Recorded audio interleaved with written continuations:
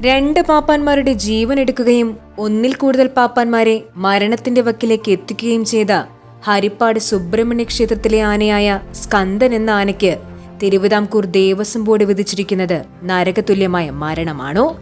കഴിഞ്ഞ മാസമാണ് മാസങ്ങളോളം മദപ്പാടിൽ തളച്ചിരുന്ന സ്കന്ദനെ ഒന്നാം പാപ്പാനും രണ്ടാം പാപ്പാൻ മണികണ്ഠനും ചേർന്നഴിച്ച് പുറത്തേക്ക് കൊണ്ടുപോയത്.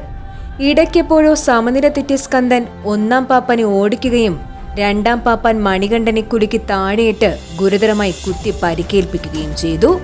മണിക്കൂറുകൾക്കുള്ളിൽ ഇടഞ്ഞ ആനയെ തളച്ച ശേഷം തിരികെ അവനെ അവന്റെ തറിയിലേക്ക് കൊണ്ടുപോകുന്ന സമയത്ത് ആനപ്പുറത്തുണ്ടായിരുന്ന കരുനാഗപ്പള്ളി സ്വദേശി മുരളി എന്ന പാപ്പാനെ അവൻ കുലുക്കി താഴെയിട്ട് കുത്തി കൊലപ്പെടുത്തി. ആ സംഭവത്തിന് ശേഷം സ്കന്ദനെ ആനത്തറിയിലേക്ക് മാറ്റി തളച്ചിട്ടില്ല. ഇപ്പോഴും അവൻ നിൽക്കുന്നത് വെയിലും മഴയുമേറ്റ് ഒരു മരത്തിന്റെ ചുവട്ടിലാണ്.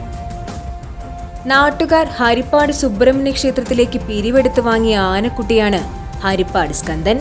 അതുകൊണ്ട് തന്നെ ആനയുടെ ഈ ദുരിതപൂർണമായ ജീവിതത്തിന് ശാപമോക്ഷം ഉടനടി നൽകണമെന്നാണ് അവർ ആവശ്യപ്പെടുന്നത്. സ്കന്ദൻ ഇതാദ്യമായിട്ടല്ല ഒരു കൊലപാതകം ചെയ്യുന്നത്.